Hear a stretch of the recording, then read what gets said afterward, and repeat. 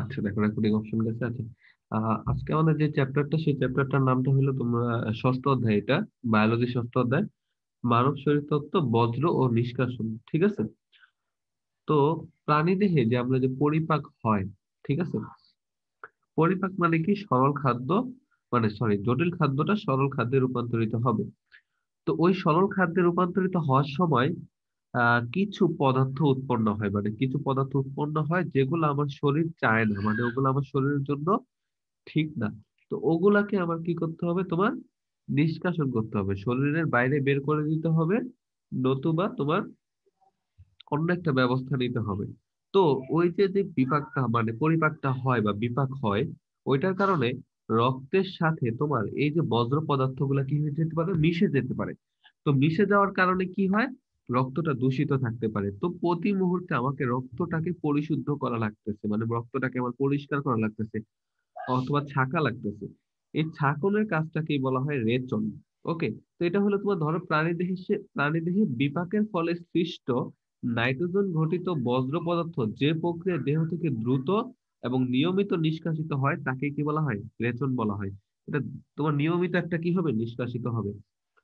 তো রেচনের জন্য তোমার কিছু সুনির্দিষ্ট অঙ্গাণু আছে, তার মধ্যে বৃক্কটা অন্যতম। ঠিক আছে? বৃক্কটা তোমার রেচনের প্রধান অঙ্গ হিসেবে কাজ করে। এর এছাড়াও আরো কিছু মানে মানে রেচন যে অঙ্গগুলো আছে, মানে বৃক্ক জাতীয় যে জিনিসগুলো আছে, এগুলা তোমার কি করে? আহ এই বৃক্ক জাতীয় যে জিনিসগুলো আছে, এগুলা তোমার কি করে? তোমার 80 ভাগের মতো রেচন প্রক্রিয়ায় অংশগ্রহণ করে। বাকি 20 ভাগ কাজটা করে অন্যান্য কিছু অঙ্গাণু, দেহের বিভিন্ন অঙ্গাণু, ওগুলা কি করে? অন্যান্য কাজ করে। তো ওগুলা তোমার কি করে? ওইগুলা তোমার তোমার রেচনাঙ্গ হিসেবে কাজ, ওগুলা তোমার কি 20 ভাগের মতো কাজটা কমপ্লিট করে। তো ওগুলাকে আমি সহকারী রেচনাঙ্গ বলবো আর কি।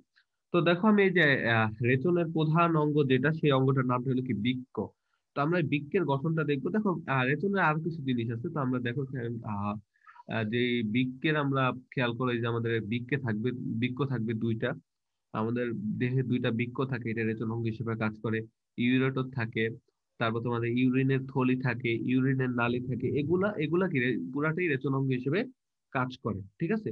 তো একটা দেখো, আমরা এই যে বৃক্ক, এই বৃক্কের একটা গঠন দেখবো। ঠিক আছে? তো বৃক্কটা কোথায় থাকে সেটা আগে একটু আমরা বোঝার চেষ্টা করি। বৃক্কটা থাকে তোমার উদর গহ্বর, যেটা আছে পেট আছে, ওই পেটের পিছনের দিকে মেরুদণ্ডের দুই পাশে দুইটা বৃক্ক থাকে। ঠিক আছে? দুই পাশে দুইটা বৃক্ক থাকে, একটা ডান বৃক্ক আর একটা কি? বাম বৃক্ক। তো দেখো, তো এই বাম বৃক্কটা একটু সামান্য উপরে থাকে, যে এই চিত্রে দেখো, এই যে এটা হলো বাম বৃক্ক। দেখো এখানে দেখাই, এই যে এটা হলো কি? এটা হলো বাম বৃক্ক। ঠিক আছে? কারণ তুমি যদি চিন্তা করো একটা মানুষের ক্ষেত্রে, এটা কিন্তু তার বাম পাশ। ঠিক আছে? সামনে তো এই এই মানুষটা তোমার সামনে দাঁড়ায় আছে, তাহলে ওই মানুষের সামনে বাম পাশ কোনটা হবে? এটা হবে। তাহলে এটা হলো তোমার বাম বৃক্ক, আর এটা হলো তোমার কি? ডান বৃক্ক। ঠিক আছে? দেখো, বাম বৃক্কটা কিছুটা উপরে আছে, কিছুটা দেখো এটার তুলনায়, মানে এই বাম বৃক্কটা ডান বৃক্কের তুলনায় কি কিছুটা উপরে আছে, উপরে অবস্থান করে। ঠিক আছে? বাট সাইজ দুইটার মোটামুটি সেমই। ওকে। এই বৃক্ক, এই বৃক্কটাই তোমার কি করে? রেচন অঙ্গ হিসেবে কাজ করে, মানে তোমার দেহের প্রধান রেচন অঙ্গ হিসেবে কাজ করে। তো বৃক্কের গঠনটা কি বা কি রকম, এটা একটু বলি। বৃক্কের যে লম্ব ছেদ করলে কি কি পাওয়া যায় সেটা একটু আমরা দেখবো। তো বৃক্কটা তোমার অনেকটা নিরেট, একটা চাপা দেখতে মতো সিমের বীজ আছে না, সিমের বীজের মতো। ঠিক আছে? একটা পরিণত বৃক্কের দৈর্ঘ্য মোটামুটি দৈর্ঘ্যে 10 থেকে 12 সেন্টিমিটার হয়, প্রস্থে 5 থেকে 6 সেন্টিমিটার হয়। আর প্রত্যেক ধরো পুরুষের যে ইয়াটা থাকে, মানে পুরুষ দেহে যে বৃক্কটা থাকে, ওই বৃক্কটা তোমার 150 থেকে 170 গ্রাম হয়। আর স্ত্রী দেহে তোমার কি হয়? তোমার 130 থেকে 150 গ্রাম হয়। তো এই বৃক্কটা, আমি বৃক্কের আর ভিতরের গঠনের দিকে যাব। তো ভিতরের গঠনের দিকে যাওয়ার সময় দেখো, এই যে বৃক্কটা একটা আবরণ দিয়ে, দেখো একটা দ্বিস্তরী একটা আবরণ দিয়ে গঠিত, মানে একটা দ্বিস্তরী একটা আবরণ দিয়ে এটা পরিবেষ্টিত আছে। এই যে দেখো আবরণটা, এই আবরণটাকে বলা হয় ক্যাপসুল। বৃক্ক ক্যাপসুল, ক্যাপসুল নামক এক ধরনের তন্তুময় আবরণ দিয়ে এটা কি তোমার পরিবেষ্টিত থাকে। ঠিক আছে? আরো কিছু জিনিস আছে, আমি এখানে একটা একটা করে দেখাবো যে বৃক্কের কি কি আছে বা বৃক্কের গঠনগুলা কি কি, কিভাবে তুমি কাজ করবা। তো বৃক্কের তোমার লম্বচ্ছেদ যেটা হলো তোমার আবরণ দেখা যায়, সেটাকে তো আমরা বললাম ক্যাপসুল। তারপর হলো তোমার ক্যাপসুলের নিচে অত্যন্ত, তো আমরা সামনে দেখবে যে ক্যাপসুলের নিচে আমরা কি পাবো? কর্টিক্যাল স্তর, বা এই যে তোমাদের কর্টেক্স যেটাকে বলা হয়। এই যে দেখো, ক্যাপসুল থেকে নিচে নামলে কিন্তু এই যে একটা স্তরের মতো পাইলো, এই যে যে ফাঁকা স্তরটা, এই ফাঁকা স্তরটাকে বলা হয় কর্টেক্স। অথবা কর্টিক্যাল স্তর বলা হয়। তারপরে কর্টেক্সের পরেই পাই আমরা কি আরেকটা স্তর আছে, সেটাকে আমরা কি বলি, মেডুলা বলি। এই যে মেডুলার ভিতর দেখো কি কি আছে, এই যে দেখো কিছু পিরামিডের মতো জিনিস আছে, এই যে এগুলা কি পিরামিডের মতো জিনিস আছে। তো এই পিরামিডের মতো যে জিনিসগুলা মানে তোমার পিরামিডের কিছু পিরামিড বলে এগুলাকে, এগুলাকে রেনাল পিরামিড বলে আর কি। ঠিক আছে, পিরামিডের মতো জিনিস আছে। এই পিরামিডের উত্তল অংশটা মানে খাড়া যে অংশটা মানে পাহাড়ের উঁচু অংশটাকে বলা হয় প্যাপিলা। এরকম কিছু নাম আছে আর কি। ঠিক আছে, এই বৃক্ক যে নালী দিয়ে মানে পরবর্তী জিনিসের ধাতে মানে তোমার ধরো যেখান থেকে মানে বৃক্কটা বের হয়ে আসে, মানে বৃক্কের কাছে সেখান থেকে তারপরে দেখো একটা মোটা নালী বের হয়ে গেছে, ওই নালীটাকে বলা হয় পেলভিস। পেলভিস যে পরবর্তীতে ইউরেটরের সাথে কি হয়, যুক্ত হয়। তো বৃক্কের কাজগুলো যদি আমি বলি বা বৃক্কের গঠনটা আমি দেখলাম, আমি বৃক্কের আরো সূক্ষ্ম গঠনটা দেখবো আমি। আচ্ছা, বৃক্কের মধ্যে আরেকটা জিনিস থাকে, সেটা হলো কি বৃক্কের গঠন এবং কার্যকরী একক যেটা থাকে সেটা হলো কি নেফ্রন। বৃক্কের গঠন এবং কার্যকরী একক যেটা নেফ্রন থাকে, এই নেফ্রনই তোমার রেচনের প্রধান কাজটা করে। ঠিক আছে, নেফ্রনই প্রধান কাজটা করে। আমরা পরবর্তীতে নেফ্রনের কাঠামোটা দেখবো। এখন বৃক্কের কাজ নিয়ে একটু বলি যে বৃক্কে আসলে কি কি কাজ করে, বৃক্কের কাজটা আসলে কি। রক্ত প্রোটিন বিপাকে নাইট্রোজেন ঘটিত বজ্র পদার্থ যেগুলো আছে সেগুলোকে কি করে নিষ্কাশন করে, একটা কাজ। তারপর হলো দেহের মধ্যে কি, দেহে এবং রক্তে পানির ভারসাম্যটা রক্ষা করে। বৃক্ক কি করে, দেহে এবং রক্তে পানির ভারসাম্যটা কি করে, রক্ষা করে। রক্তে sodium, potassium, calcium, phosphate, chloride ইত্যাদি লবণের পরিমাণটাও কি করে, সে নিয়ন্ত্রণ করে। অম্ল ক্ষারের ভারসাম্য রক্ষা করে, হরমোন নিঃসরণ করে, এনজাইম নিঃসরণ করে, এগুলো বৃক্কের কাজ। ঠিক আছে, বৃক্কটা হয় কি, তোমার প্রতি 5 মিনিট পর পর তোমার দেহের সম্পূর্ণ রক্তগুলা বৃক্ক হয়ে যায়। তো সম্পূর্ণ রক্তগুলা বৃক্ক হয়ে যাওয়ার কারণে কি হয়, বৃক্ক সেই রক্তগুলাকে কি করে, বৃক্ক সেই রক্তগুলাকে কি করে ছাকে, ছাইকে আবার দেহে পাঠিয়ে দেয়। তাহলে কি তোমার পাঁচ পাঁচ মিনিট পর পর তোমার দেহের রক্তটা কি হইতেছে, একবার করে ছাকা হইতেছে। তো ছাকা হইলে কি রক্তটা পরিশুদ্ধ হয়ে যেতেছে। এটা হলো বৃক্কের প্রধান কাজ আর কি। রক্তচাপটা নিয়ন্ত্রণ করে, আর হলো প্রতিবিষ এবং ভেষজ পদার্থ সমূহ দেহ থেকে অপসারণ করে দেয়, মানে বিষ জাতীয় যে পদার্থগুলো আছে সেগুলো দেহ থেকে বের করে দেয়। ঠিক আছে, তবে প্রধান কাজটা হলো প্রতি 5 মিনিট পর পর তোমার দেহ থেকে সম্পূর্ণ রক্তটা বৃক্ক থেকে ছেঁকে আবার দেহে ফিরে যাবে। ঠিক আছে, এটাই হলো বৃক্কের প্রধান কাজ, রক্তের ছাকন আর কি। ওকে, এবার দেখো আমি যেটা দেখবো আমাদের নেফ্রনের ইয়াটা দেখবো, আমাদের যেটা হলো সবচেয়ে ইম্পর্টেন্ট, যেটা হলো আমাদের কি নেফ্রন। নেফ্রনই মানে বৃক্কের গঠন এবং কার্যকরী এককটা হলো কি, নেফ্রন। ঠিক আছে, তো নেফ্রন আমি বলি বা নেফ্রন কি জিনিস বা নেফ্রনের প্রধান ইয়াটা কি, যে এই নেফ্রন তোমার মানব দেহে প্রায় 10 থেকে 12 লক্ষ নেফ্রন আছে। প্রতিটা নেফ্রন তোমার 3 সেন্টিমিটারের মতো লম্বা। তো এই যে 10 থেকে 12 লক্ষ নেফ্রন যদি পাশাপাশি মানে লম্বা লম্বি বসানো হয়, প্রায় তোমার 36 কিলোমিটার হবে, সুতাটার দৈর্ঘ্য 36 কিলোমিটার হবে। তো ব্যাপক, এটা বোঝা যাইতেছে। ঠিক আছে, তো বৃক্কের একটা ইয়ে আছে, একটা ক্যালকুলেশন আছে, আমি বৃক্কের ক্যালকুলেশনটা দেখাবো। বৃক্কের ক্যালকুলেশনটা হলো প্রতি মিনিটে বৃক্ক প্রতি মিনিটে কি করে 125 ঘন সেন্টিমিটার রক্ত পরিশুদ্ধ করতে পারে। ঠিক আছে, 125 ঘন সেন্টিমিটার রক্ত পরিশুদ্ধ করতে পারে। তো 100 পরিশুদ্ধ করলে কি হবে, সেখান থেকে পানিটাও আলাদা হবে। সেই পানির 90% পানি আবার রক্তে চলে যায়। 90%, 99% পানিটাই কি রক্তে আবার ফিরে যায়। 1% পানি যেটা কি করে, ওই বজ্র পদার্থগুলা নিয়ে ইউরিন হিসেবে দেহ থেকে বের হয়ে যায়। বুঝতে পারছো, ওই ধরো 125 ঘন সেন্টিমিটার রক্ত সে ছাকছে, ছাইকা সে যত পানি পাইছে, সেই পানির 99% কি কোথায় চলে যায়, তোমার দেহতে চলে যায়, মানে রক্তে ফিরে যায়। আর 1% পানির কাজটা হলো কি, তোমার যত নাইট্রোজেন ঘটিত যত বজ্র পদার্থ আছে সেগুলাকে নিয়ে ইউরিন হিসেবে কি হয়ে যায়, বের হয়ে যায়। এই যে দেখো, রক্ত রেনাল ধমনির মাধ্যমে কি বৃক্কে আসে, বৃক্কে এসে সে পরিশুদ্ধ হয়। তারপর কি রেনাল শিরার মাধ্যমে রক্ত আবার কি জায়গা মতো যে জায়গা থেকে এসেছিল সেই জায়গায় কি হয়ে যায়, চলে যায়। ঠিক আছে, তাইলে এই যে কাজটা করে মেইনলি মানে এত ভিতরের মানে সূক্ষ্ম কাজটা করে হলো তোমার এই নেফ্রন, যেটা হলো বৃক্কের গঠন এবং কি কার্যকরী একক। ঠিক আছে, বৃক্কের গঠন এবং কার্যকরী একক। তাহলে আমরা বৃক্কের গঠন এবং কার্যকরী একক যেটা নেফ্রন, এই নেফ্রনের আমরা কি করব, তোমার নেফ্রনের আমরা কাঠামোটা দেখবো যে নেফ্রনের ভিতর কি কি আছে। আমাদের দরকার নেফ্রনের ভিতর কাঠামোটা দেখা দরকার। নেফ্রনের ভিতর কি কি আছে, নেফ্রনের প্রধান দুইটা অংশ, একটা হলো রেনাল কার্পাসল আর একটা হলো বৃক্কীয় নালিকা। রেনাল কার্পাসল আর একটা হলো কি, বৃক্কীয় নালিকা। তো রেনাল কার্পাসল বা রেনাল কার্পাসলে কি কি থাকে? এই যে সামনের যে অংশটা, এই যে দেখো একটা পেয়ালার মতো যে একটা অংশ আছে, এই অংশটা মেইনলি রেনাল কার্পাসল। এই যে সামনের অংশটা, এই সামনের অংশটায় রেনাল কার্পাসলে কি কি আছে সেটা একটু দেখো। দেখো প্রথমে আছে আমাদের বোমেন্স ক্যাপসুল।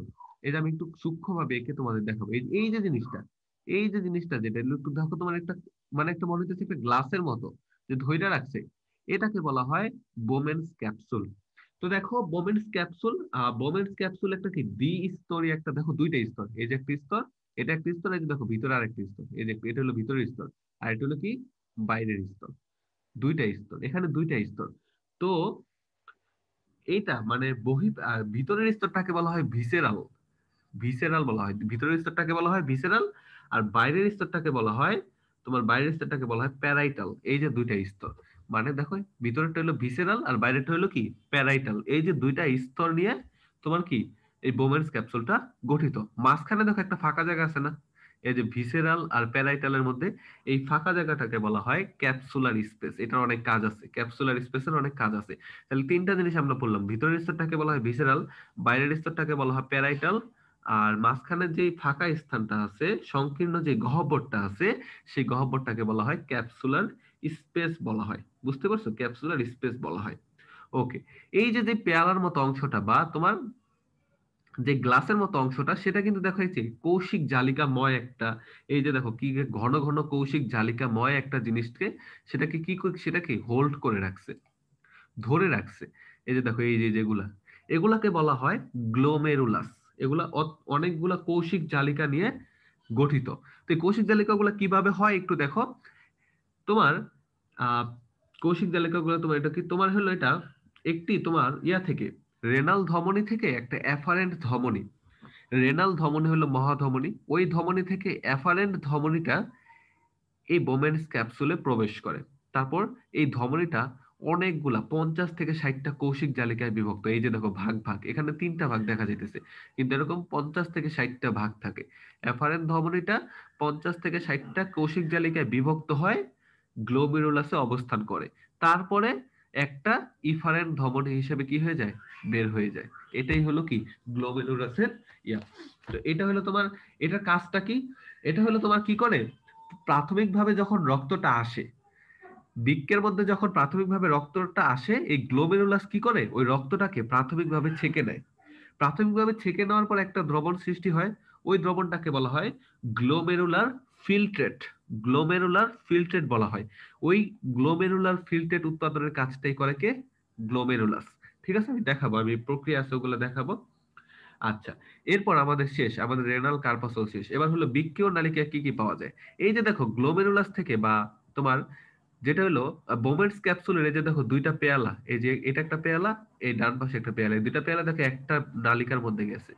তো এই যে সবচেয়ে মানে প্রথম যে ইয়া হয়েছে, ভাঁজ হয়েছে, এই ভাঁজটাকে বলা হয় প্রক্সিমাল পেঁচানো নালিকা। ঠিক আছে, প্রক্সিমাল পেঁচানো নালিকা। তো প্রক্সিমাল পেঁচানো নালিকাতে তোমার কি পাওয়া যায়, মানে প্রক্সিমাল পেঁচানো নালিকাতে তোমার মেইনলি এখানে তুমি দেখবা যে অনেক ধরনের মাইক্রোভিলাই জিনিসগুলো এখানে খুব বেশি দেখা যায়। এখানে তোমার প্রক্সিমাল পেঁচানো নালিকাতে তোমার বিভিন্ন জিনিস শোষিত হয়। ঠিক আছে, তোমার রক্ত ছাকার পরেও এমন কিছু জিনিস থাইকা যায় যেগুলো তোমার দেহের জন্য কাজে লাগতে পারে, ওগুলা হইলো এই যে নালিকা গুলাতে শোষিত হয়। তারপর দেখো একটা কি হয়েছে, এই নালিকাটা কর্টেক্স থেকে কোথায় গেছে, মেডুলাতে প্রবেশ করছে। কর্টেক্স থেকে কোথায় গেছে, মেডুলাতে প্রবেশ করছে। মেডুলাতে প্রবেশ করার পরপরই দেখো একটা লুপের মতো সৃষ্টি হয়েছে। এই লুপটাকে বলা হয় হেনলির লুপ। কি বলা হয়, এই যে দেখো হেনলির লুপ বলা হয়। এই হেনলির লুপ পরবর্তীতে আবার কর্টেক্সে প্রবেশ করছে, কর্টেক্সে যায় দেখো আবার ভাঁজ দিছে। এই ভাঁজটাকে বলা হয় ডিস্টাল প্যাচানো নালিকা। ঠিক আছে, ডিস্টাল প্যাচানো নালিকা বলা হয়। তারপর ডিস্টাল প্যাচানো নালিকাটাকে কোথায় যে শেষ হয়েছে, সেটা সংগ্রাহী নালিকাতে যে কি হয়েছে, শেষ হয়েছে। এই নালিকাগুলোর কাজটা কি, নালিকাগুলোর কাজটা হলো প্রধানত কি করে, যা যা রাখার শোষণ করে রাখা দেয়, যা শোষণ করা লাগবে না সেগুলাকে ছাইড়া দেয়। ছাইড়া দিয়ে যাওয়ার পরে এই যে যেখানে যায় এটা কোথায় যায়, শেষ হয় ইউরেটরে যায়, শেষ হয়। ইউরেটরের পর যায় কি, ইউরিন নালী মানে মূত্র নালী, তারপর কি ইউরিন হিসেবে সেটা বের হয়ে যায়। আমরা প্রসেসটা দেখবো কিভাবে কোনটায় কি কি শোষিত হয়। দেখো এখানে আরেকটা ক্লিয়ার পিক আছে, তোমার এই যে রেনাল কার্পাসলের একটা ক্লিয়ার পিক আছে। দেখো এই যে পরের ইয়াতে, এই যে দেখো আমি একটু আগে যেগুলো বলছিলাম, এই যে আমাদের গ্লোমেরুলাস, না প্রথমটা হলো ইয়া বোমেন্স ক্যাপসুল। বোমেন্স ক্যাপসুলে দেখো ভিতরের স্তরটাকে বলা হয় ভিসেরাল স্তর, এই যে দেখো ভিসেরাল। বাইরেরটাকে কি বলা হয়? প্যারাইটাল। মাঝখানে যে স্পেসটা, সেই স্পেসটাকে বলা হয় ক্যাপসুলার স্পেস। এই ক্যাপসুলার স্পেসটা কেন লাগে? ক্যাপসুলার স্পেসটা হলো ওই গ্লোমেরুলার ফিল্ট্রেট যেটা উৎপন্ন হয়, মানে এক প্রথমবার ছাকার পর যেই দ্রবণটা উৎপন্ন হয়, সেই দ্রবণটাকে সংরক্ষণ করার জন্য ক্যাপসুলার স্পেসটা কাজে লাগে। তারপরে এই যে দেখো অ্যাফারেন্ট ধমনী ভিতরে ঢুকে কতগুলা কৌশিক জালিকাতে বিভক্ত হয়েছে, ওইখানে বোঝা যায় না কিন্তু এখানে বোঝা যেতেছে। অ্যাফারেন্ট ধমনী কৌশিক জালিকাতে বিভক্ত হয়ে কি গ্লোমেরুলাস উৎপন্ন করে, তারপর সেটা আবার কি ইফারেন্ট ধমনী হিসেবে কি হয়ে যায়? বের হয়ে যায়। তারপর কি এই যে দেখো এই যে দুইটা একসাথে হয়ে আমরা কি সৃষ্টি করছিল? প্রক্সিমাল প্যাঁচানো নালিকা, মানে প্রক্সিমাল প্যাঁচানো নালিকা। এই যে দেখো প্রক্সিমাল প্যাঁচানো নালিকা। প্রক্সিমাল প্যাঁচানো নালিকা থেকে অসংখ্য মাইক্রোভিলাই টাইপ জিনিস দেখা গেছিল, এই যে আমরা ওগুলা দেখবো এখন। দেখো এই যে মাইক্রোফিল, এই যেগুলো দেখা যায়, বুঝতে পারছো? এইটা আর একটু ক্লিয়ার, পিকটা ক্লিয়ার। আমরা তাহলে ঠিক আছে, আমরা তাহলে একটু সামনে যাই। আমরা আমরা একটা নেফ্রনের গঠন দেখলাম আর কি। আমাদের মেইনলি আমাদের হলো নেফ্রনের গঠনটা দেখা। ঠিক আছে, নেফ্রন আমাদের এখানে নেফ্রনের গঠনটা দেখতে পারলে, বুঝতে পারলে আমরা অন্যান্য জিনিসগুলো যেগুলো আছে এগুলো আমরা করতে পারবো। তো আমরা এটা দেখছি। আচ্ছা, এবার আমাদের যেটা হলো নেফ্রনের কাজটা সম্পর্কে একটু আগে বলি। নেফ্রনের কাজটা একটু বলি আমি, ওকে? নেফ্রনের কাজটা একটু বলতে গেলে, যেমন তোমার ধরো ফার্স্টে আমি এই যে এই ছবিটা আনি, নেফ্রনের কাজটা বোঝার জন্য এই ছবিটা আন। নেফ্রনের কাজ কি কি? কাজগুলা পড়বা, বৃক্কের কাজ, নেফ্রনের কাজ, এগুলা পড়বা। ঠিক আছে। নেফ্রনের গ্লোমেরুলাস রক্তের সাথে তোমার ধরো ছাকনের মাধ্যমে প্রথম কি করে, রক্তটা যখন আসে তখন এই যে নেফ্রনের ভিতরে যে গ্লোমেরুলাস আছে, এই গ্লোমেরুলাস প্রথম ছাকনের কাজটা করে, ছাইকা গ্লোমেরুলার ফিল্ট্রেট উৎপন্ন করে। এটা একটা কাজ। তারপর কি বৃক্কীয় নালিকাতে তোমার কি হয়, ওই রক্ত থাকার পরও তো এমন কিছু জিনিস তোমার থাইকা যায় যেগুলো তোমার দেহের জন্য কাজে লাগলেও লাগতে পারে। তখন কি করে, এই যে বৃক্কের যে নালিকাগুলো আছে, নেফ্রনের যে নালিকাগুলো আছে, এই যে হেনরির লুপ, প্রক্সিমাল প্যাঁচানো নালিকা, ডিস্টাল প্যাঁচানো নালিকা, সংগ্রাহী নালিকা, এরা কি করে, যা যা কাজে লাগে সেগুলাকে শোষণ করে রাইখা দেয়, আর বাকি যেগুলা কোনো কাজেই লাগবে না সেগুলাকে বের করে দেয়।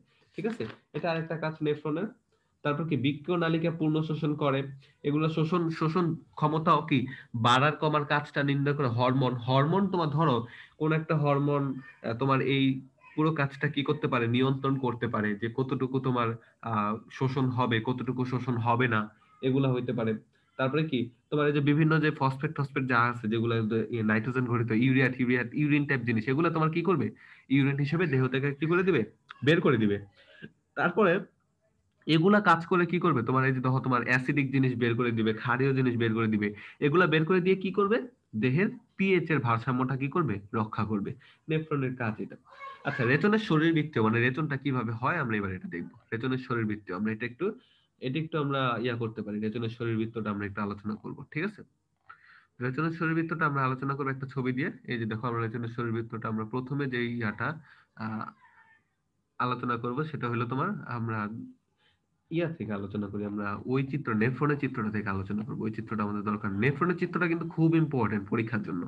এই যে এটা বড় চিত্রটা, এটা কিন্তু খুব ইম্পর্টেন্ট পরীক্ষা আসে। এটা অতটা কঠিন চিত্র না, 2-3 বার আঁকলে এটা পারবা, ঠিক আছে?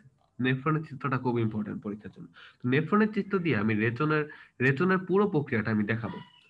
রেচন প্রক্রিয়াটা আমি এবার বলি। রেচন প্রক্রিয়াটা আসলে দুইটা প্রক্রিয়া। প্রথমে কি করবে, বজ্র পদার্থ উৎপাদন করবে, ঠিক আছে? তারপর হলো কি করবে, ইউরিন সৃষ্টি করবে। ইউরিন তো বোঝোই তো, ইউরিন সৃষ্টি করবে, নাইট্রোজেন ঘটিত বজ্র পদার্থটা উৎপাদন করবে। তারপর হলো কি করবে, ইউরিন সৃষ্টি করবে। এখন আমি বলি একটা নাইট্রোজেন ঘটিত, প্রথমে আমাদের প্রথম কাজটা কি, নাইট্রোজেন ঘটিত বজ্র পদার্থ উৎপাদন। তো কি হয়, ধরো নাইট্রোজেন গঠিত বজ্র পদার্থের মধ্যে উল্লেখযোগ্য হলো কোনগুলা, ইউরিয়া, যেটা খুবই বজ্র পদার্থ এবং দেহের জন্য খুবই ক্ষতিকর। তারপর আছে ইউরিক অ্যাসিড, এটাও দেহের জন্য ক্ষতিকর। ক্রিয়েটিনিন, এটাও দেহের জন্য ক্ষতিকর। তাহলে এগুলা কিভাবে কিভাবে উৎপন্ন হয়? যেমন ইউরিয়াটা প্রধান নাইট্রোজেন গঠিত বজ্র পদার্থ। তোমার যকৃতে বা তোমার ধরো অ্যামাইনো অ্যাসিডটা কি হয়, ডি অ্যামিনেস এনজাইমের সাহায্যে ভাইঙ্গা দেয়া তোমার কি উৎপন্ন হয়, ইউরিন উৎপন্ন হয়। অ্যামাইনো অ্যাসিডটাই কিন্তু কি উৎপন্ন হয়, ইউরিন উৎপন্ন হয়। তো ওইভাবে ইউরিন উৎপন্ন হইতে পারে। ইউরিক অ্যাসিডটা কিভাবে উৎপন্ন হয়, তোমার হলো দেহজাত খাদ্য বা তোমার ধরো পিউরিন জাতীয় খাদ্যটা তোমার যদি তোমার হয়, বিপাক হয়, তখন কি হয়, ইউরিক অ্যাসিড উৎপন্ন হয়। ক্রিয়েটিনিন কি, টিস্যু প্রোটিনের ভাঙনের ফলে তোমার কি ক্রিয়েটিনিন উৎপন্ন হয়। এই যে জিনিসগুলো উৎপন্ন হইলো, এখন এগুলো তো উৎপন্ন হয়ে কার সাথে চলে গেছে? রক্তের সাথে মিশে গেছে। রক্তের সাথে মিশে গেছে, এখন তোমার কি রক্তটা দূষিত রক্ত হয়ে গেছে। এই বজ্র পদার্থ সহ যদি তোমার রক্তটা বিভিন্ন অঙ্গাণুতে পৌঁছায়, তাহলে বিভিন্ন অঙ্গাণুর ক্ষতি করতে পারে। তো তোমার কি করতে হবে? এই রক্তটাকে ছাঁকন করতে হবে। রক্তটাকে ছাঁকনের জন্য তুমি কোথায় পাঠাবা? বৃক্কে পাঠাবা। তো বৃক্কে পাঠানোর পর কোথায় আসবে? সেগুলো নেফ্রনের কাছে আসবে, কারণ বৃক্কের গঠন এবং কার্যকরী এককটাই কে? নেফ্রন। তাহলে নেফ্রনের কাছে আসবে। নেফ্রন কি করবে? ওইখান থেকে ওই রক্তটাকে ছাঁকবে। ছেঁকে তারপর ওই নেফ্রনের ভিতর দিয়ে সেটাকে চালনা করবে। চালনা করলে কি হবে? ছাকার পরও কিছু কিছু পদার্থ আছে যেগুলো তোমার খুব কাজে লাগবে। তো কাজে লাগবে সেগুলো শোষণ করে নেবে। আর বাকি যেই পদার্থগুলো আছে সেগুলোকে সে ইউরিন হিসেবে বের করে দিবে। তাইলে ইউরিন উৎপাদন করা একটা ইম্পর্টেন্ট ধাপ বা একটা ইম্পর্টেন্ট কাজ। এটাই হলো রেচনের প্রধান কাজ, যে ইউরিন উৎপন্ন করতে হবে। তাহলে ইউরিন উৎপন্ন করতে হলে কি করতে হবে? আগে রক্তটা ছাকতে হবে। ছাকার পর যেটা উৎপন্ন হয় সেটাকে গ্লোমেরুলার ফিল্ট্রেট বলে। এটাকে আমরা বিভিন্ন নালিকার মধ্যে দিয়ে পাঠাবো। নালিকার মধ্যে দিয়ে পাঠানোর পর কি, ওই গ্লোমেরুলার ফিল্ট্রেট থেকে যেগুলা ইম্পর্টেন্ট সেগুলাকে শোষণ করবে বিভিন্ন নালিকা। নালিকা শোষণ করে এখান থেকে ইউরিন হিসেবে বের করে দিবে। তাহলে আমাকে ইউরিন উৎপাদনটা কিভাবে সৃষ্টি হয়, বা ইউরিন কিভাবে সৃষ্টি হয়, বা ইউরিনটা তোমার দেহে কিভাবে উৎপন্ন হয় সেটা একটু আমরা এখন দেখবো। এটা খুব ইম্পর্টেন্ট একটা রেচন প্রক্রিয়া। ইউরিন উৎপাদন যদি বন্ধ থাকে, তাইলে কিন্তু একটা দেহের তোমার বৃক্ক কাজ করবে না, রক্ত পরিশুদ্ধ হবে না, তুমি কিন্তু মারা যাবা। ঠিক আছে? তাহলে এটা খুব ইম্পর্টেন্ট, ইউরিন উৎপাদনটা খুবই ইম্পর্টেন্ট। তিনটা প্রক্রিয়ায় ইউরিন উৎপাদন হয়। প্রথমে আমরা অতি পরিস্রাবণ। বইয়ে তোমরা পাবা ধাপগুলো, আমি চিত্রের সাহায্যে অতি পরিস্রাবণটা ব্যাখ্যা করার চেষ্টা করব। অতি পরিস্রাবণ জিনিসটা আসলে কি? যখন তোমার এই যে রক্ত এই ধমনির মাধ্যমে, তো ধমনির মাধ্যমে কি হয়? ধমনির মাধ্যমে এই রক্তটা তোমার এখানে পৌঁছায়। এই যে দেখো, এফারেন্ট ধমনির মাধ্যমে রক্তটাই গ্লোমেরুলাসে পৌঁছাইলো। তো গ্লোমেরুলাসে যখন পৌঁছাইলো, রক্তের চাপটা অনেক বেড়ে যাবে। তো রক্তের চাপটা বেড়ে যাবে, ওই চাপটাকে বলা হয় হাইড্রোস্ট্যাটিক চাপ। তো হাইড্রোস্ট্যাটিক চাপে কি হবে? মানে তোমার রক্তটা যখন হাইড্রোস্ট্যাটিক চাপটা পাবে, গ্লোমেরুলাসে আসার পর হাইড্রোস্ট্যাটিক চাপটা পাবে, তখন কি হবে? প্রোটিন এবং রক্তকণিকা, তোমার খেয়াল করো এখানে কি হবে? রক্তটা যখন আসলো, ওই রক্তের মধ্যে কি কি থাকতে পারে এটা আগে আমরা একটু বোঝার চেষ্টা করি। রক্তের মধ্যে থাকতে পারে তোমার প্রোটিন থাকতে পারে, রক্ত কণিকা থাকতে পারে। এর আলাদা আর কি থাকতে পারে? পানি থাকতে পারে, লবণ থাকতে পারে, শর্করা থাকতে পারে, ইউরিয়া থাকতে পারে, ইউরিক অ্যাসিড থাকতে পারে, এগুলোও থাকতে পারে। তো কি করে? ওই গ্লোমেরুলাসের কাছে রক্তটা আসার পর সে কি করে? রক্তটাকে ছাকে। ছাইকে কি করে? প্রোটিন আর রক্তকণিকাকে আলাদা করে। আর বাকি এগুলো আলাদা, পানি, শর্করা, ইউরিক অ্যাসিড, ইউরিয়া, এগুলাকে আলাদা করে। তো রক্ত আর প্রোটিনকে সে কোথায় পাঠায় দেয়? পুনরায় দেহকোষে পাঠায় দেয়, যে তোমাদের আর কোনো কাজ নেই, তোমরা এখন দেহকোষে ফিরে যাও। তাহলে কাদেরকে আলাদা করে রাখলো? পানি, লবণ, শর্করা, ইউরিক অ্যাসিড, এগুলাকে সে আলাদা করে একটা দ্রবণের মতো বানাইলো। তো ওই দ্রবণের মতো বানানোর পর, সেই দ্রবণটাকে আমরা বলবো গ্লোমেরুলার ফিল্ট্রেট। তো ওই গ্লোমেরুলার ফিল্ট্রেট কি করবে? এই যে ঝিল্লিগুলা, মানে এই যে ঝিল্লি, তারপরে যে ভিসেরাল অতিক্রম করে এই যে ক্যাপসুলার স্পেসটা আছে না, এই ক্যাপসুলার স্পেসে কি করবে? অবস্থান করবে। ঠিক আছে? তাইলে আমরা তোমার ধরো এই যে যে চাপের কারণে তোমার যে রক্তটা পরিশ্রুত হলো বা ছাকানো হলো, সেটাকে বলা হয় পরিস্রাবণ চাপ বলা হয়। তোমরা এটা বইতে পাবা। ঠিক আছে? তো এখানে কাজটাই কি? রক্তটা আসবে গ্লোমেরুলাসে। গ্লোমেরুলাসে আসার পর রক্তটা থেকে প্রোটিন এবং রক্তকণিকা আলাদা করে সেগুলাকে দেহকোষে পাঠিয়ে দিবে। আর বাকি যে পানি, শর্করা, লবণ, ইউরিক অ্যাসিড, ইউরিয়া আছে, এগুলাকে কি করবে? এই যে ঝিল্লি ঠিল্লি অতিক্রম করে কোথায় রেখে দিবে? ক্যাপসুলার স্পেসে রেখে দিবে। তো ক্যাপসুলার স্পেসে রাখার পর সেগুলা কি করবে? এই নেফ্রনের ভিতর দিয়ে ভিতরে এই যে নালিকাগুলোর ভিতরে কি করবে? প্রবাহিত করবে। প্রবাহিত করার পর এই যে নালিকাগুলোর মধ্যে কি হবে? শোষণ হইতে থাকবে, যেগুলা কাজের জিনিস। এই শোষণগুলাকে বলা হয় নির্বাচনমূলক পুনঃশোষণ বলা হয়। এই শোষণটাকে বলা হয় নির্বাচনমূলক পুনঃশোষণ। প্রক্সিমাল প্যাচানো নালিকাতে কিছুটা শোষণ হবে। এখানে প্রায় sodium, glucose, 50% urea, amino acid, vitamin, chloride ion proximal প্যাচানো নালিকাতে শোষিত হয়। তোমরা দেখবা প্রক্সিমালে কি কি শোষিত হয়, হেনলির লুপে কি কি শোষিত হয়, তারপরে কি ডিস্টাল প্যাচানো নালিকাতে কি কি শোষিত হয়, এটা বইয়ে দেওয়া আছে। ঠিক আছে? আচ্ছা। তো প্রক্সিমালের মধ্যে প্রায় 80% তোমার শোষিত হয়। আর বাকি 20% তোমার বাকি তোমার আহ হেনলির লুপ, তারপর হলো ডিস্টাল প্যাথানোনালিকাতে কি হয়? শোষিত হয়। তো সবচেয়ে বেশি শোষিত হয় কোথায়? প্রক্সিমাল প্যাথানোনালিকাতে। ওকে। তারপরটা কি করে নরমালি? তো শোষণ করে নিল। শোষণ করে নিয়ে কি হবে? ক্ষরণ সৃষ্টি হবে। ক্ষরণটা কি করে আসলে? ক্ষরণটা একটু বলি।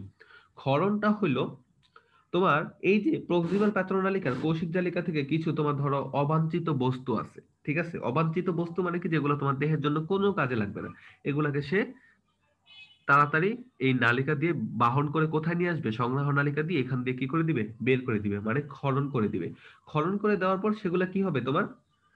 তোমার ক্ষরণ করে দেওয়ার পর এগুলা কি হবে তোমার? ধরো তোমার যেগুলো তোমার কোনো কাজে লাগতেছে না সেগুলো কি ইউরিনের সাথে কি হয়ে যাবে? বের হয়ে যাবে। তো আমি একটা প্রসেস এখানে দেখাচ্ছি যে ইউরিনটা কিভাবে, মূত্রটা কিভাবে সৃষ্টি হয়, মানে ইউরিনটা কিভাবে সৃষ্টি হয় সেটা আমি একটু এখানে দেখাচ্ছি। তো তোমার এই আমরা চিত্রের মাধ্যমে তুমি এখানে দেখতে পাবা এখানে একটা প্রক্রিয়া আছে। এই যে প্রক্রিয়াটা দেখো, প্রথমে কি হবে আমরা জানি, একদম ফার্স্টে থেকে আমি শুরু করি। এফারেন্ট ধমনীটা কোথায় প্রবেশ করছিল? গ্লোমেরুলাসে। তো এফারেন্ট ধমনী দিয়ে রক্ত কোথায় আসছে? প্রথমে দেখো রক্তের গতিপথটা দিছে, মানে মূত্র নিষ্কাশনের গতিপথটা দেখাইছে। তো কি হয়েছে? রক্তটা কি আসছে? এফারেন্ট ধমনী দিয়ে গ্লোমেরুলাসে আসছে। তো গ্লোমেরুলাসে আইসা কি হবে? গ্লোমেরুলাস আইসা কি হবে? গ্লোমেরুলার ফিল্ট্রেট উৎপন্ন হবে। সেই ফিল্ট্রেটটা তারপর কোথায় চলে যাবে? ক্যাপসুলার স্পেসে চলে যাবে। এই ক্যাপসুলার স্পেসটাকে বলা হয় বোমেন ক্যাপসুল গহ্বর। তারপর কি ক্যাপসুলার স্পেসে যাওয়ার পর কি হয়েছিল সেটাকে তারপর আমরা নালিকা দিয়ে পাঠিয়ে দিয়েছিলাম, বৃক্কীয় নালিকা। ওই বৃক্কীয় নালিকার মধ্যে কে কে আছে? প্রক্সিমাল প্যাচানো নালিকা, হেনরির লোব, তারপর কি ডিস্টাল প্যাচানো নালিকা। নালিকা গেল এবং সবশেষে কোথায় পৌঁছাইলো? সংগ্রাহী নালিকাতে। এই নালিকা গুলাতে যখন তোমার শোষণ টোষণ সব শেষ, তখন যেগুলা তোমার বজ্র পদার্থ আছে প্লাস নালিকা গুলো থেকেও কিছু ক্ষরণ হয়, নালিকা গুলাতে আগের কিছু পদার্থ থাকলে সেগুলো ক্ষরিত হয়ে যায়। ওই ক্ষরণ করে যেই বজ্র পদার্থের যেই দ্রবণটা আছে সেই দ্রবণটা কোথায়? সংগ্রাহী নালিকা থেকে পেলভিসে প্রবেশ করে। পেলভিস থেকে ইউরেটর, ইউরেটর থেকে মূত্রথলি, মূত্রনালী, রেচনরন্ধ্র এবং পরবর্তীতে কি হয়ে যায়? দেহ থেকে বের হয়ে যায়। এই সংগ্রহের নালিকার পরেই কিন্তু পেলভিস আছে। আমি একদম ফার্স্টের চিত্রটা তোমাকে দেখাইতে চাই, তাহলে তুমি বুঝতে পারবা। এই যে দেখো, এই যে এখানে তোমার সংগ্রহে নালী অবস্থিত, এই বৃক্কের পরপরই কি আছে? পেলভিস আছে। পেলভিস দিয়ে নিচে নেমে গেল, নিচে নেমে গেলে কি আছে? ইউরেটর আছে। ইউরেটর থেকে কোথায় যাবে? ইউরিনের নালীতে যাবে। ইউরিনের নালীতে কোথায়? ইউরিনের থলিতে যাবে। সরি, ইউরিনের থলি না, ইউরিনের নালী। প্রথমে ইউরিনের থলিতে যাবে, তারপর ইউরিনের নালীতে যাবে। ওইখানে একটা রন্ধ্র আছে যেটাকে আমরা বলি রেচন রন্ধ্র, একদম লাস্ট স্টেপ। তারপর কি দেহ থেকে কি হয়ে যাবে? নির্গমিত হয়ে যাবে। এটাই হলো তোমার ইউরিন নিষ্কাশনের গতিপথ, মানে কিভাবে কোথা থেকে কোথায় কি কি যায় এটা তোমরা বই থেকে পড়লেই বুঝতে পারবা। বাট এভাবে যায়, প্রথমে অ্যাফারেন্ট ধমনী থেকে রক্তটা আসে, গ্লোমেরুলাসে আসে। গ্লোমেরুলাসে আসার পর কি গ্লোমেরুলার ফিল্ট্রেট উৎপন্ন হয়। গ্লোমেরুলার ফিল্ট্রেটটা কোথায় যায়? ক্যাপসুলার স্পেসে অবস্থান করে। সেটাকে তারপর বৃক্কীয় নালিকা, যেমন প্রক্সিমাল, ডিস্টাল, হেনরির লুপ দিয়ে পাঠানো হয়, শোষিত হয় এবং সবশেষে কোথায় যায়? সংগ্রাহী নালীতে যায়। সংগ্রাহী নালীতে যাওয়ার পর সেখানেও শোষিত হয় এবং যে বজ্র পদার্থগুলো থাকে সেগুলো তারপর কোথায় চলে যায়? বৃক্কের পেলভিসে চলে যায়। বৃক্কের পেলভিস থেকে কোথায় চলে যায়? ইউরেটারে চলে যায়। ইউরেটার থেকে কোথায়? ইউরিন থলিতে চলে যায়। ইউরিন থলি থেকে কোথায় চলে যায়? ইউরিন নালীতে চলে যায়।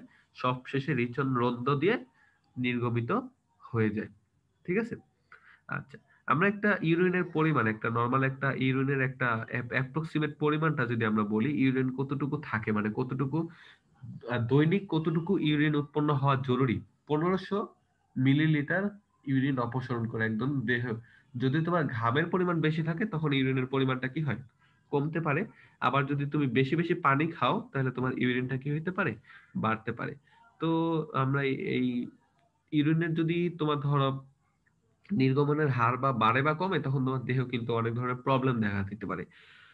তো এই বৃক্ক প্রদাহ টদাহ এইসব প্রবলেম আছে, প্রবলেম গুলোর নামগুলো একটু জাস্ট দেখে রাখো, ঠিক আছে?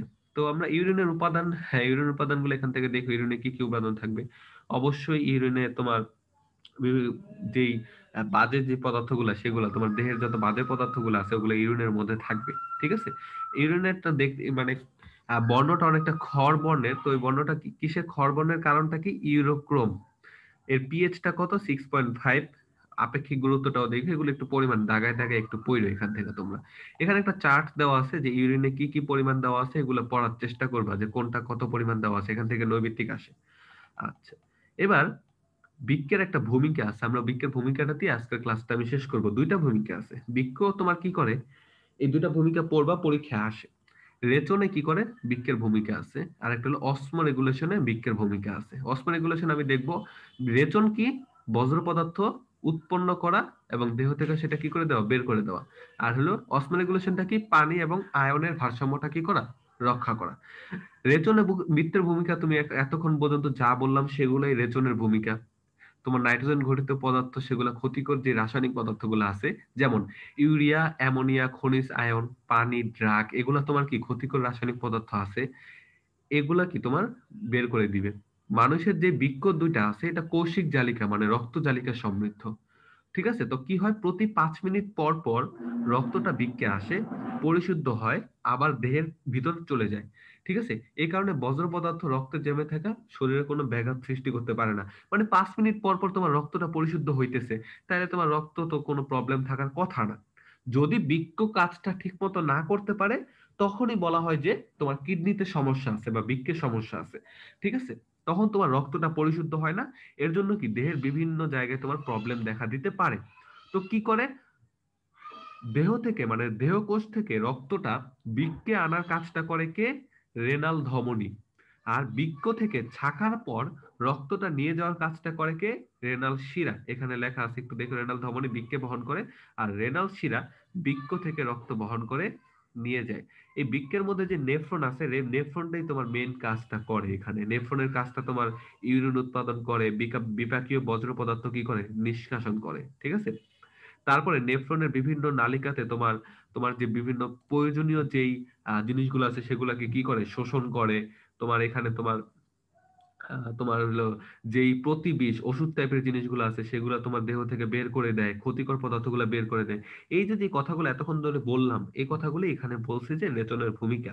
তাহলে আমাদের যেই ইয়াটা আছে অসমোরেগুলেশন, অসমোরেগুলেশন এমন একটা জিনিস যেটা হলো তোমার পানি এবং রক্তের ভারসাম্যটা রক্ষা করে, এটাকেই বলা হয় অসমোরেগুলেশন। তোমার দেহের অন্তঃপরিবেশ এবং বহিঃপরিবেশ, অন্তঃপরিবেশ বলা হয় তো তোমার যে বিভিন্ন অঙ্গাণুগুলো আছে, বহিঃপরিবেশটা তোমার নিচের যে ইয়াটা মানে তোমার যেখানে তোমার এই যে রেচন টেচন হবে সেগুলোকে বহিঃপরিবেশ বলে। এই দুইটা পরিবেশের মধ্যে তোমার একটা অবিশ্রবণিক চাপের সমতাটাকে অসমোরেগুলেশন বলে। একটা কথা বলি, অবিশ্রবণিক চাপ তখনই বৃদ্ধি পায় যখন দ্রবণটা ঘন হয়। আর হাইড্রোস্ট্যাটিক চাপ যখন কখন বৃদ্ধি পায়, যখন পানির পরিমাণটা বেশি বেশি হয়। অসমোটিক চাপ বা অবিশ্রবণিক চাপ এগুলো কখন বাড়ে, যখন দ্রবণটা ঘন হয়। আর হাইড্রোস্ট্যাটিক চাপটা কখন বাড়ে, যখন পানির পরিমাণটা বেড়ে যায়। বুঝতে পারছো? তো কি হয়, যখন তুমি প্রচুর পরিমাণে পানি গ্রহণ করবা তখন দেখবা তোমার ইউরিনটা কি একটু মানে কম ঘন হইতেছে। কিন্তু পানি গ্রহণের পরিমাণটা যদি কমে যায় তাহলে দেখা যাবে যে ইউরিনটা কি বেশি ঘন হইতেছে। এটা কিভাবে হইতেছে, এটা হওয়ার যেই মানে এই যে ভারসাম্যটা যে রক্ষা করতেছে। ঠিক আছে, তুমি যদি ধরো সাপোজ ধরো বেশি পানি খাইছো, বেশি পানি খাওয়ার ফলে কি হবে, তোমার পানি তো আর দেহের জন্য অত বেশি লাগতেছে না, তখন কি করবে, বেশি পানিটা দেহ থেকে বের করে দিবে। তাহলে তোমার কি ইউরিনটা কম ঘন হবে। তাহলে এটার তো একটা কাজটা তো করতে হবে, মানে একটা তো ইন্ডিকেটর তো থাকতে হবে যে বেশি পানি আসছে, তাহলে আমাকে বেশি পানি বের করতে হবে। কম পানি গ্রহণ করলে কি হবে, সব পানি তো বের করতে পারবে না, কারণ দেহের জন্য কাজে লাগবে। তখন তুমি সেই কম কম পানিটা কি করবে, বের করে দিবে। তখন কি হবে, ইউরিনটা বেশি ঘন হবে। তো এই কাজটা করার জন্য তোমার অসমোরিসিপ্টর নামক একটা অঙ্গাণু, একটা জিনিস আছে যেটা কি তোমার কি পানির হ্রাস বৃদ্ধিটাকে কি করে, শনাক্ত করতে পারে। এবং দেহ কখন কম ঘন ইউরিন নিঃসৃত করবে, কখন বেশি ঘন ইউরিন নিঃসৃত করবে, সেটাকে কি করবে, সে ইন্ডিকেট করে। ঠিক আছে, তো রক্তের অসমোরিত হলে আমরা এটাই দেখি যে কিভাবে ইন্ডিকেট করে। তো আমরা কয়েকটা প্রসেসের মাধ্যমে দেখবো। আহ খেয়াল করো, প্রথম প্রসেস গুলো আমি একটু বলি। প্রথম প্রসেসটা হলো অতি পরিস্রাবণ বৃদ্ধি। ধরো দেহে অতিরিক্ত পানি গ্রহণ করছো, ধরো তুমি অতিরিক্ত পানি গ্রহণ করছো, দেহরসে অতিরিক্ত পানি হয়ে গেছে। তো পানি হয়ে গেলে কি হয়েছে, রক্তের আয়তনটা বাইরে যাবে, পানি আসছে রক্তের আয়তন তো বাইরে যাবে। রক্তের আয়তন বাইরে যাবে, এখন পানি বাড়ছে না, পানি বাড়লে কি চাপ বৃদ্ধি পায়, হাইড্রোস্ট্যাটিক চাপটা বৃদ্ধি পায়।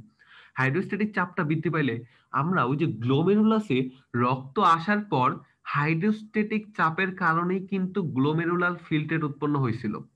তো যত বেশি হাইড্রোস্ট্যাটিক চাপ তত বেশি গ্লোমেরুলার ফিল্টারটা কি হবে, উৎপন্ন হবে। বুঝতে পারছো? তো কি হবে, যখন আমি আবার বলতেছি, যখন অতিরিক্ত পানি তোমার আসবে তখন কি হবে, রক্তের আয়তনটা বৃদ্ধি পাবে। অতিরিক্ত পানির কারণে কি হবে, হাইড্রোস্ট্যাটিক চাপটা বাড়বে। হাইড্রোস্ট্যাটিক চাপ বাড়ার কারণে গ্লোমেরুলাসে অতি পরিস্রাবণটা অনেক বেড়ে যাবে, যার কারণে বেশি গ্লোমেরুলার ফিল্টারটা কি হবে, উৎপন্ন হবে। এটা হলো গ্লোমেরুলার ফিল্ট্রেট উৎপন্ন হওয়ার তোমার একটা স্ট্যাটিস্টিক্স, যদি কম পানি হইতো তাহলে কি হতো, রক্তের আয়তন কমে যেত, যার কারণে হাইড্রোস্ট্যাটিক চাপ কমে যেত, অতি পরিস্রাবণটাও কমে যেত, তখন কম গ্লোমেরুলার ফিল্টারটা উৎপন্ন হবে। তো ওইভাবেই তোমার কাজ করতে হবে। বেশি পানি কেন খাইতে বলে, পানি বেশি কেন খাইতে বলে, যত বেশি গ্লোমেরুলার ফিল্টার উৎপন্ন হবে তোমার, মানে রক্তটা ভালো মতো তত টাইম ধরে তত বেশি রক্ত ছাকা হইতেছে। তুমি কম রক্ত পানি কম গ্রহণ করবা, রক্তটাও বৃক্কের কাছে কম আসবে, যার ফলে তোমার রক্তটা ভালো মতো ছাকা হবে না। এই জন্যই কি বেশি পানি খাইতে বলে, ঠিক আছে। আরেকটা হলো তোমার এই যে ইউরিনের ঘনত্বটা তোমার কিভাবে বাড়বে কমবে। তো তোমার ধরো একটা হরমোন আছে যেটাকে বলা হয় অ্যাডিনোইট্রিক হরমোন।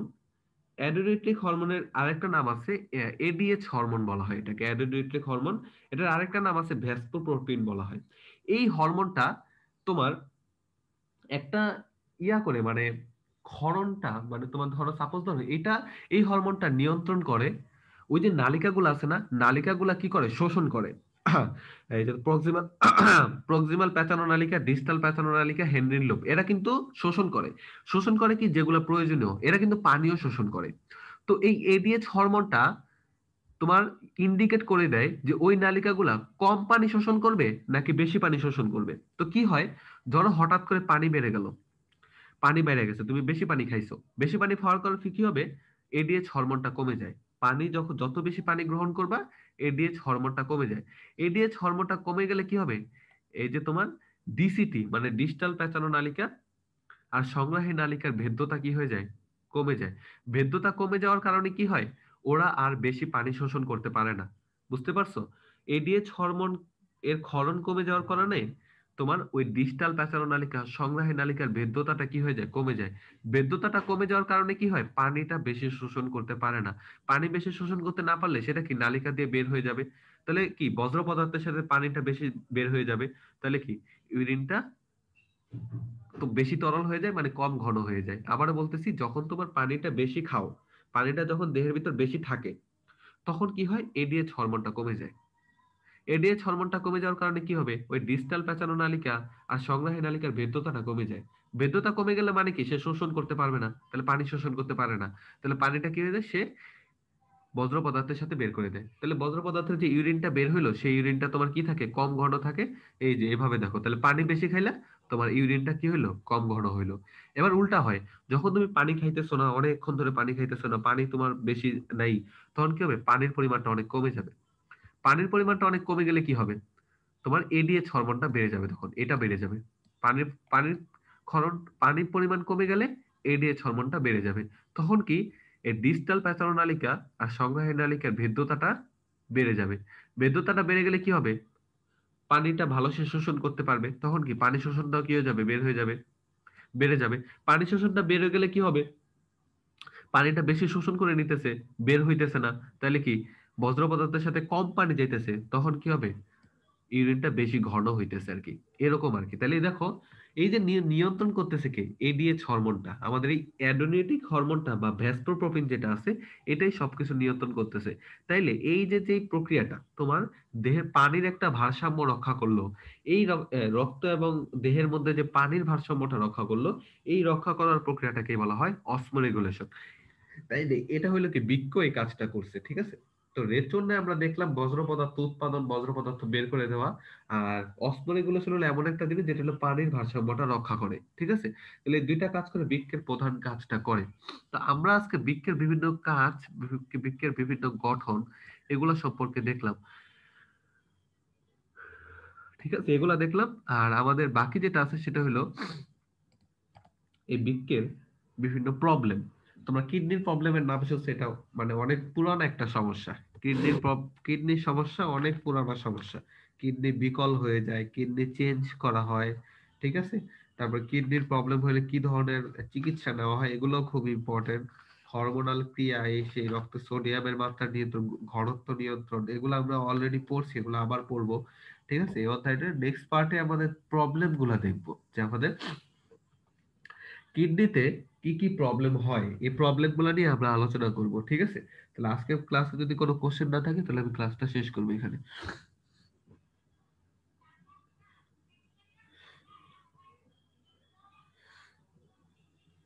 প্রশ্ন নেই স্যার।